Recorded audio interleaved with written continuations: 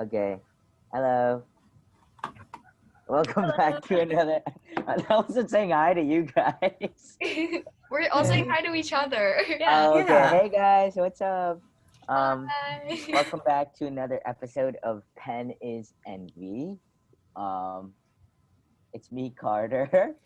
There's Abby and Ursula and Faith and um. Yeah. Okay. Just a heads up, Ursula and I are in the same room because my laptop decided to crash. Woo! Yeah. Very fun. Sharing is caring. Sharing is caring. This happens like all the time. So yeah, this week we watched Anvil, the story of Anvil, and it's a documentary about the band Anvil. Um, they are a metal band. I guess they were pretty popular in the 80s when they first started out, but for some reason they just never took off. And the documentary sort of goes over their struggle to get to a mainstream audience while they are in their 50s. Yeah, so today we're going to be talking about the ontological ideas and concepts of heavy metal as a genre, especially how it's related to rock. We're going to be talking about Gracek's ideas about this and just about some things that we found unexpected in the film itself. Yeah. All right, yeah. So something very specific from Gracek's article, or I think it's a book, Rhythm and Noise. A quote from page 43 is that rock's use of recording as a medium does not require a wholesale rethinking of music. Why assume that rock is entirely untouched by our prevailing ideologies of artistic production? Instead, rock adapts existing norms so that when recording is the medium, recordings simultaneously exemplified two different sorts of musical works, the autographic recording and the allographic song. This is basically saying that like rock in its essence is something that's meant to be recorded and reproduced and re-listened to as like the form of a record, kind of in contrast with the idea of like something that's performed on stage. And I guess the movie Anvil was a really interesting take on this because it seemed like they got all their energy from being up on the stage, from being in front of performers, and like they were basically screaming into a mic, banging out guitar riffs and bass riffs, and getting energy from like a mosh pit right in front of them. So that was kind of an interesting contrast to a lot of Gracek's points about rock being essentially in its recording essence. Yeah, I really agree. I found it interesting uh, how, like, for metal, it's very much like a present genre. Like, it's more interesting to be at a metal show than to listen to metal generally because you have, like it's very, like, emotionally driven when you're, like, in a huge crowd of people. And so you kind of, like, are building off of each other, both, like, the individuals listening and the people performing. But, like, for Anvil, in order to get those crowds, they needed to produce music, and it seems like because they had like only like the one album that really did super well, and that was when it was recorded professionally, and then all of their like non-professionally recorded albums didn't really do well. It like shows how you need the recording to get the fans, so you kind of have to have a back and forth between that, if that makes sense. Right, and it's like by the end when they get that last one professionally recorded, it's it's strange because you're saying like that first one was professionally recorded and it did really well, but then they ended up like looping back and getting their album like professionally um, recorded and produced by like that same music producer, um, but it still didn't do well. Yeah. Like the recording process was still, it was awkward. There was a lot of tension. You could tell when Lips was screaming into the mic. Like it just didn't. I don't know if it's because I'm not a heavy metal fan, but I was like, this isn't. It's just like This this doesn't sound good to wasn't me. there. Yeah. Right? This doesn't. Whereas like where Gracek's saying like rock is all done in the studio, which is definitely true for a lot of other examples, but something about Anvil is something's going on. Yeah. Oops, sorry, you can go, Abby. it's just, I was just gonna say that, like, if you watch the movie and you, I guess, watch their live performance juxtaposed with their studio recordings, it just seems like the energy is so much better at the live performances Mhm. rather than at the studio. Like, at the studio, it's just not there. They don't seem like rock stars, but like when Yeah. they're on stage, that's when you're like, okay, yeah, they're rock stars. Yeah, I wonder. Oh, I'm sorry. Go I think ahead. that part of that definitely is because of the way that they like showed it in the documentary, because like obviously the difference between each individual part of a song being recorded is going to be different from like the final result, but even then the recorded final result, like, I wasn't super impressed with. And I'm also not a huge metal fan, but like I have listened to metal that I enjoy, like even like non-live recordings, and I feel like there was still a difference. And Anvil is not something you would It wasn't enjoy. that bad, and there were some songs that I found good. I liked the metal on metal song that they played a couple times. I liked it, but for most of the rest of them, I wasn't a huge fan of. Well, I wonder if part of it is like living in a capitalist hellscape, and like the recording process that we were a part of as viewers of the movie was, they were at a point where Lips had borrowed a lot of money from his sister, and they were feeling like this could be our big break, this could be our big break, and there was just a lot of pressure and tension, and they were snapping at each other, and so it wasn't as fun and natural and loosey goosey. Yeah.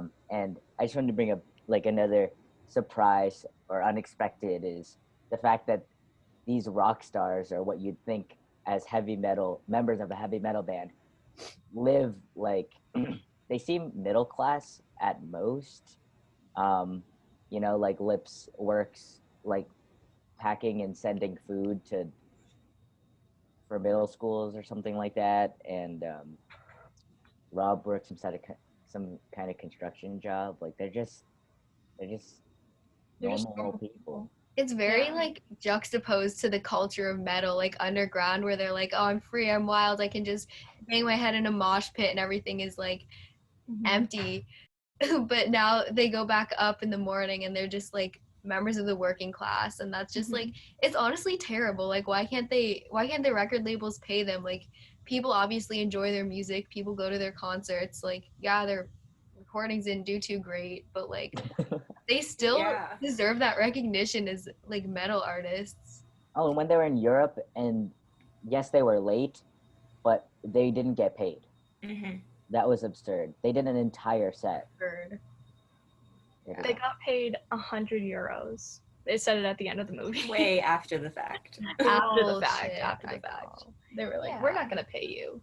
And It's then terrible. they 100 euros, which is what, like $112? Like each, you think? probably just in total. Wow. That's so bad. That's like $30 each. Right. For, like, And like the labor they endured to get, well, it's, a lot of times they were like, well, your manager sucks, your manager sucks, your manager sucks. But like they were lugging all their equipment all around Europe. They're And assuming they, like, $30. They left their jobs. Like, they had to take an extra long vacation. Like, I want to say like a month-long vacation. I think it was 6 weeks, so Wow. month and a half.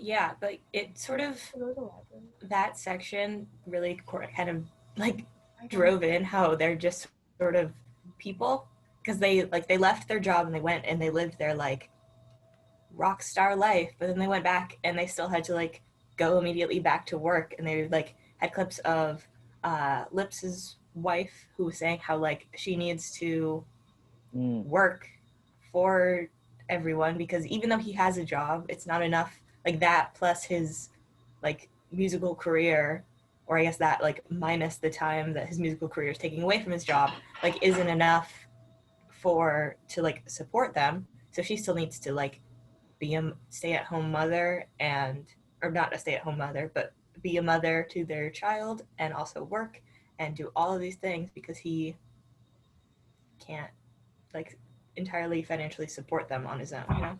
Yeah. would Graysick even say that these guys are rock stars? Because like their recordings did not hit. Like, yeah, they like are Yeah. musicians, obviously, but like if rock is in its essence like a producible record, like a reproducible record, like an allographic song or whatever, and these songs are just meant to be like moments in time, like played at a concert. And the song Metal on Metal is literally about listening to metal, not really about anything like more profound Yeah. than that, which I love, honestly.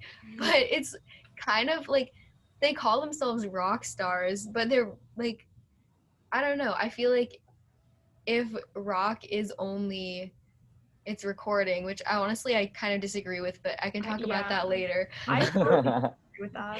But like I don't know. I think Graysick would have a different name for these dudes.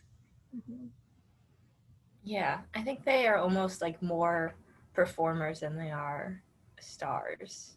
Definitely. Mm. Like you can just tell by watching their live performances. Like at the end when they went to Japan, like they were Like this, had so much energy. their star. We were talking about this a bit in class, like what makes a rock star, and I feel like there's like a nonchalant kind of, I don't give a shit about anyone kind of feeling to a rock star, but Lips seems too emotionally unstable and like kind of friendly too, in a way, to have that Yeah. rock star I feeling. remember. Like he's going up to all these people like, hey, I remember you walked into this store and there was this woman, remember? And he's like, oh, you don't remember. And everyone's like, no. And Lips kind of seems like that, just like this strange person who keeps coming up to people and everyone's like, Who are you? like, Yeah. what? Kind of sad. He even like Exactly. went to, I don't know if he like got a second job or if he quit his job and then went to be a It was like a good job, I think, to try to yeah get money. and he had to like call people and be like, buy my product, and he couldn't sell a single thing over the like week or so he was there because he was part. like saying how he felt like his like Lips persona would be very good at this because he's like a rock star and he doesn't care and he can just say whatever, but then Lips as a person is not good at that. He's so sensitive. Like, when he blew up at Rob literally, it was like constructive criticism, it seemed like it was like you settle for like a subpar recording. Rob was saying that because he thought that Lips could do a better take, but Lips like freaked out and was like screaming at him, and then ended up like crying, like you're all I have, and all this stuff. He's just so sensitive, and I guess he wouldn't. I don't know, rock stars, I don't know.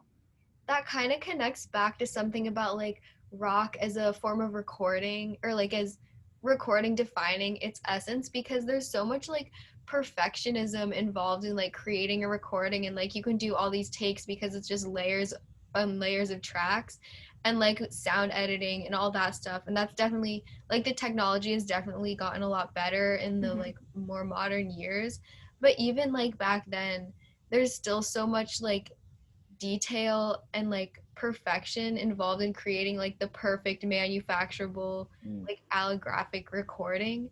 It's not like, it's definitely a lot more stressful than just like going up on stage singing Metal on Metal, like spitting at your audience if you're Ozzy Osbourne, like eating a live bat. Like I don't even know. Well, like, especially with anything on stage, but with a recording you have to like manufacture every single detail. It's I just feel like with heavy metal is an interesting case because we talked about in classes, like you could compare it to the most similar to classical in the sense that heavy metal is like, it's very technical, like that, like what they're doing, like especially I think on the guitar and stuff like that, like those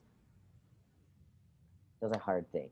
It totally is. I didn't even notice that until we watched the video too. Like it really, like metal is so like calculated. It really is. Yeah. And it just seems so strange to me that like the whole attitude surrounding metal, punk, rock, whatever, it's just a very I don't care, whatever happens, happens kind of attitude.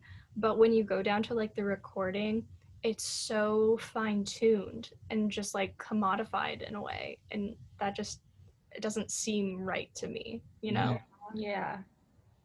I was Well- thinking about that in terms of the Sex Pistols. Like, they're singing about anarchy and like their shows, like they're Mhm. kind of going wild. But I listened to that song when I was 16, driving to my 9 to 5 cashier grocery store job. Like, that is not anarchy, sir. Oh, what is Sarah?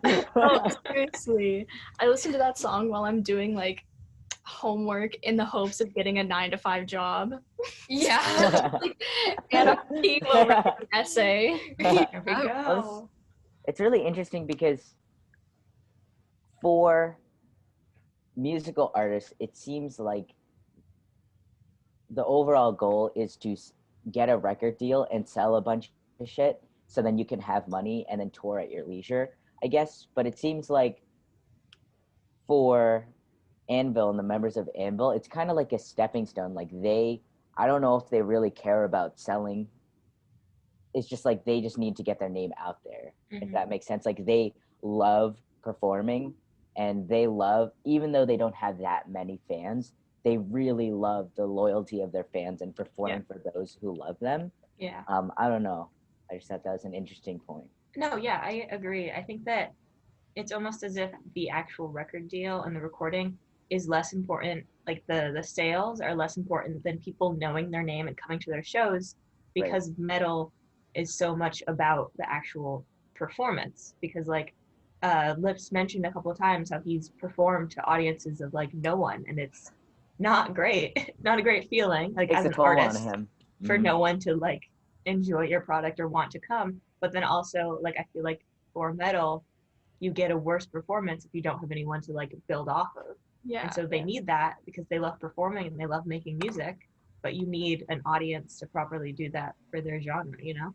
And like metal really is about the culture surrounding it. Cause like Oh, I've yeah. been to metal shows in the past and it's just so fun. Like the energy is so good. Everyone's just like moshing in the pits or whatever. Moshing in the pits. And like I'm not gonna go home and listen to metal music. That's just like not what I'm into. But just Yeah. like the act of going to a metal concert, so fun. It's a totally different experience. And it's interesting because like heavy metal, I guess, is a subtype of rock, but like people love rock records, like classic rock. Like we listen to that shit as a like a society all the time, everywhere. Mhm. It's not so much about the performances. I just feel like it's like what. It's a very different, like, kind of going off what you and Abby were saying. It's like very different to go to a metal show and like you're in like the sweaty ass mosh pit and like loud music and you can kind of connect with people over it. And then when you're like listening to a metal record on your own, it's kind of like to dissociate and like to drown yourself out with the loud noise. And those are two very like different ideas like you're trying to approach while listening to the same type of music. Mhm. So it's not really like, I feel like you can't really compare it to like classic rock or like, I don't know, like other types of music in that way. Yeah, you know, I feel like that's kind of another connection between metal and classical music, and like a difference between metal and like rock or pop or other forms of music where it's like more about recording. Whereas like, so for metal and classical too, like you can listen to classical on your own, it's like a thing, but I feel like being at an actual performance is way better. Like I don't listen to classical music, and I also like don't go to a lot of like classical music performances, but like as a person who did music, you would have to sit through like the band and the orchestra playing, and that was always like, it was still entertaining, and that felt like correct to be there in the audience listening to it like being done. Whereas like I would never really listen to classical just like sitting in my room when I want to listen to music. And it's the same for metal. Whereas with like rock or pop or other musical genres that are more about the actual recording, I will just listen to that on my own. They're unexpected. We can discuss that. Yeah. Was how usually with films like this, you'd expect a happy ending. You know, like they get a record deal or XYZ, it works out. But this band, Anvil, doesn't end up succeeding. They just have a show with, I mean, a pretty sizable audience in Japan, but then it just kind of ends. Mm-hmm. Yeah. And I Yeah, felt talk like about the that. entire time it was building up to them getting a record deal. Like it kept on showing them going through the motions and like meeting with record companies, sending things out, you know, marketing themselves or whatever. You kind of expected that they would get one in the end, but then they just don't. It like Yeah. shows your midlife crisis, but that's kind of it. Yeah. Yeah, it's kind of interesting to me. A couple things were interesting. First, that like they actually included them like getting let down gently by that one guy. Like I was Oh yeah. watching it and I was like, are they must be getting a record deal after this, because why would they include this in the documentary when it's clearly this guy being like, I'm not into this, but I don't want to be mean to these guys. I was like embarrassed for them. Yeah. No, you could kind of tell the reason he gave them the news like that is because Lips is nuts. Like Yeah. the way that Lips was like, isn't this the best record ever? Isn't this Yeah. amazing? Like, isn't this, you know? And then like, the person was like, I just don't think our company could do your stuff justice. Yeah. Like it felt like he was walking on eggshells. Like, did you get Really, that like feeling? for real. Yeah. Like there was weird tension that I don't think Lips was feeling. But Yeah, and then that also makes me wonder, like, who started this documentary? Who thought of this? Right? Like, I was thinking that too. In the beginning, I was like, "Oh, this is so wholesome." Like, where Anvil was, Lips and Rob were like standing in front of the house, and they were like, "This is where we started," you know, blah blah. And then it felt like it was going to be this whole like, oh, and then like, you know, they end up being really successful at the end. But then, like, I want to say, I don't know, is it midway through that Lips and Rob have that huge like argument, and I'm like, what is going on? yeah. Like I thought this movie was going to be this feel good, like this metal group. They started off with like, this is an amazing metal group, but they didn't sell out like everyone what happened, and then it like, follows them, and then they're successful, but then that just Yeah, it's really interesting. As someone who's like passively watched a lot of like band documentaries, because my parents watch a lot of them, so I've like seen them, but I haven't like paid a lot of attention. It's different from a lot of the ones that I've seen, like the structure, and so it's interesting. It's a little confusing. what's Just that? like, It also started off really happy, like they Yeah. were all Yes. performing, but then you realize performances aren't it in a capitalist hellscape, quote Carter. it just Yeah. bad for them because they like really wanted to achieve their dream, but it just like didn't happen. Yeah. It's just like, damn, that is the real Yeah. world, huh? That is the real Yeah. world. Yeah. I mean, one of them is like homeless, they mentioned. Like one of them literally like bought a garage, I think they said, and is living in there because they don't have enough money to live in a house, because they don't make enough money as a member of the band and with whatever job they might be doing, you know? It's sad. That was one of many like Lips monologues. Yeah. Where he was like, everyone's just like lips, and then he's like, well, the worst thing I'd do is just like jump off a cliff, and it's just like, at that point I was like, I feel like they shouldn't be recording this. Like I feel like they should have cut that and just like gotten this man help. But instead it seemed like it was a man having a mental break, and they were just like recording the whole thing. Yeah. Guys, maybe we should bring it back to like music instead of That's true. Yeah. I can connect that. I feel like there's a stereotype of a lot of like, there's definitely musical genres that are thought of as like manly or men's genres, and so those genres are sort of like the performers and the audiences are sort of stereotypically not emotional.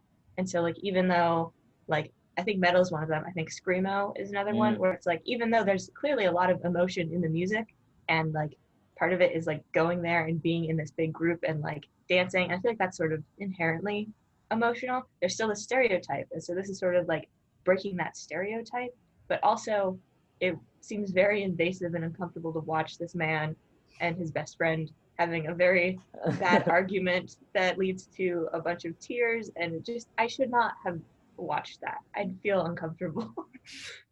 I feel like I violated their privacy. Yeah. Like, you'd expect them to be emotional because they're artists and they just They're wanna, people. like, Everyone is express emotional. themselves. Like, and if the way they do it is screaming into a mic and like performing, like, yeah, I feel like you wouldn't want them, or like they wouldn't align with the idea of like having to like do the precise like mathematical recording that it takes to like produce a record, because it's such a different like idea to like perform and just express yourself and like feed off the energy of the art of the audience, which is like such an emotional experience, than like do the like calculating like sound music theory like production stuff you do in the recording studio, because that just takes, I feel like it just takes so much more thought and like outside help also.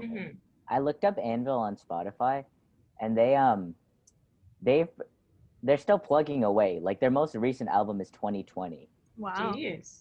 They've been releasing one like every 2 years since like the 80s. Yeah, they have like a bunch of and I'm like, it seems so. A lot of popular artists today, like they do it because they like it, but also it seems like that's how you make money, you know. But for them, it seems like they do it because they like it, and also because they know they have X number of fans, and X number of fans are gonna listen and love it. Yeah. While you're on, if you're still have like the Spotify page up, I know we mentioned earlier how like it seems like a lot of their popular music comes from the albums that are professionally produced. Can you see if their top songs are from those? Oh yeah. Professionally produced albums is on there. I feel like I would bet on it.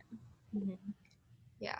Another thing, this is kind of unrelated to what we were just talking about, but I feel like back on the idea that rock is recording, like I feel like that's so off, because there's so many like other recorded genres that kind of are like they center around recording, but it's definitely not rock. Like there's so many like experimental things happening, and like hip hop too, and there's a lot to do with like the recording studio that you can't do in a performance. Like autotune is one of them, but also like there are people who make beats out of like, I don't know, like weird stuff like bones and like oatmeal. Like, yeah, I just heard a podcast on this like a couple weeks ago, but people like you can't go to you can't perform with like a bowl of oatmeal and like make a beat out of it. Like there's just a lot of cool stuff you can do in a studio that you can't do. Yeah. Their top two songs on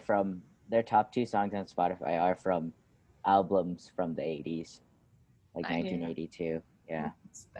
I agree with what you're saying, Ursula. I feel like we had the whole discussion about remixes and mashups in class on Wednesday, and I feel like that's another. I don't know if you would count those as a genre, but I definitely think it's like a subtyping of music, and you can't really. You can do that in performances, like you could have like mixing, but it's not quite the same because mashups and remixes are so much like putting these things together instead of just sort of like having a clip here and a clip here. And so you can't really like do that on stage unless you're just like playing it on stage, but that's not a performance. That's just playing it, you know? You're not creating. Like yeah. Mashups are like done beforehand. You can't, well, I guess you could televise or publicize your process, but people don't want that. It's they not want the final result. Yeah. Also, how do you guys feel about math rock as a genre? I love math rock. It's so cool. I love it too. I like it a lot. But it's also like so calculated and like precise and like so much going on. Like I feel like that definitely aligns with the idea. Okay, we have less than a minute, but they have. Is it like they have to practice so precisely, and so their performances are like every minute's accounted for and like practice, as opposed to like a lot of concerts they just like feel what's in the moment and like. I feel like that's the opposite of metal almost, or like. Yeah. Definitely. I don't know enough about making math rock to like. Me neither. Just like to know whether it's like recorded, or like the way it's performed, or if I've seen math rock live. How was it? Well, the one concert I went to, they performed the songs like pretty much exactly like how they were recorded. Like something about I think, correct me if I'm wrong, anyone, if you know, but the concept of math rock is like the rhythms and the time signatures are changing so often, and it's so complicated that they have to sit down and like do math when they're composing songs. Man. And it's really like, it's not like your basic like dun dun dun, you know, like you know how like people could just bop their heads. Like I was on the balcony, I was looking below, and people were like the beat would drop, or like they would hit the guitar at like very random That's 16th notes, or like random offbeats, and it was like all extremely calculated. It was like a really interesting thing to watch. Yeah. And that's like something else about like classic rock and like recorded music. Like it's all on such like a militaristic.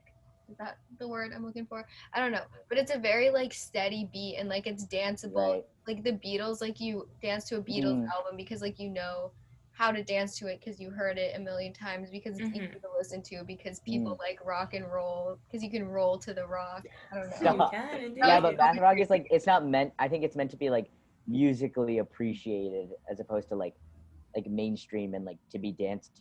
Excuse me, to be danced to and bop your head to, because it's extremely complicated. Like classical in that aspect. Yeah, classical. It's not meant for you to be like, Mozart is such a headbanger. yeah, I feel like there are some classical songs I could play the Bumblebee. a little bit. Could Jacob Collier be considered math rock? No, he's like his I don't think he's too like He's very experimental and very like calculated. He puts like Irish jigs like in the background of it's like, extremely African calculated. He's music. he's It's a so musical frustrating. mastermind, but I don't think he's math rock, because it's like, I don't think you have the rock, like the hard drums or the electric bass or the electric guitar. Like I think probably some of his songs have that stuff, but a lot of it is from his own vocal cords. Or I would say room. he's probably more comparable to like jazz or something. yeah, Very like, But, like, he does his thing, you know. I don't know what genre he is though. Not even jazz though, because he No. produces. He definitely does the recording thing. Mhm. And it's definitely like, Oh, I've been to a Jacob Collier concert. wait, are Really? you serious? Yes. I'm jealous. Let's just talk about what concerts we've been to. I know. Yeah. I've been to enough. The only cool one I've been to is No Name. Ooh. What's No Name? She's like a rapper, but like a experimental like indie rapper. Was that in Vermont a couple years ago? Yeah, at the what's it called? Waking Windows in Windows. Yeah, I didn't go to that because it was at the same night as something with my school, but I remember a bunch of people went to it. I third wheeled a date. They ditched me and I was lying in the grass. Oh, Ursula. Let's see. I've been to like a bajillion fish concerts. And one time I saw my second and third grade teacher there. Yeah. I looked at what genre is Jacob Collier, and it says pop. That doesn't feel right. Not true. He is It's not. not. But like, what even is pop? Like, Popular music.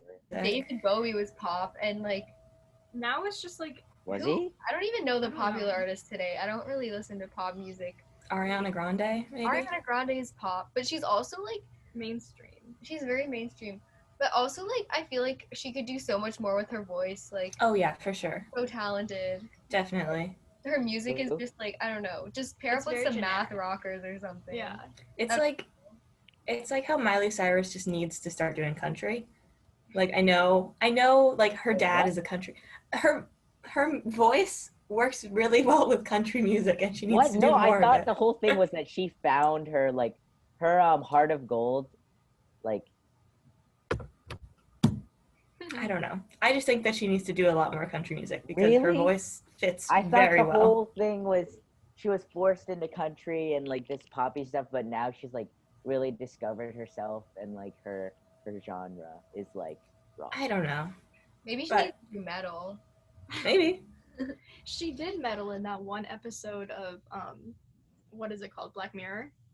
Do you guys Wait. Oh remember? yeah. I didn't watch the whole episode, but I remember that it was a thing. That was a cool episode. That It was was pretty kind of cool. like, but it was cool. Well, all Black Mirrors like that. Yeah. But, like, Anyways, I need back to watch. rock music. Back to rock and metal. I think so. Anvil, I wasn't super impressed with. I think that like musically, I don't listen to a lot of metal, but I think that like baby metal if you guys have heard Baby of metal. them. What's baby metal? That's so cute. It's a Japanese It's so metal good. band. They're really good. Oh, is it the one that dress up as like little cute? Like, Yeah, they're like gothic Yeah. outfits. They did the one song, it's called like, it's either Chocolate or Gimme Chocolate or something. Their music is, from what I've heard, I haven't listened to a lot of it, but it's really good. And so like, just like, I think you could compare the two and be like, what's Oh, I think happening it's here? Do you guys listen to Poppy? Yes. Oh yeah. Starts out with very like pop music. Concrete by like, Poppy. I don't know if that you would count that as metal. I think you could.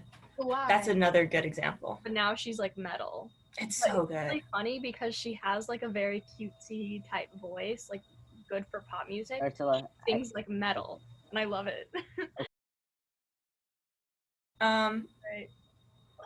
Thank you for joining us. This Yeah. Pen is Envy. Pen is Envy. Another week of movie criticisms prompted by humanins. I literally don't have a pen. I do not have I'm a not- pen. I'm not good at it. I have a pen. Thanks for this topic, Hugh. I wait, think we I should talk thought you about were music doing more. it, Abby, but it's just because the pen is. It's a spoon. A pen. I think we should talk Hey. more about music, I would say. Yeah, we should. Like do right now or just in general? I think both. Like in general for this class, this is a message for Hugh. But Oh. then Oh, this also is a message us. for you. Oh Yeah. yeah, I like talking about music. What if we had I made a wonder- shared playlist or something? That would be so good. yes. Okay. Okay. Bye. Okay, we can stop recording. Bye bye, Bye, everyone. friends. Bye.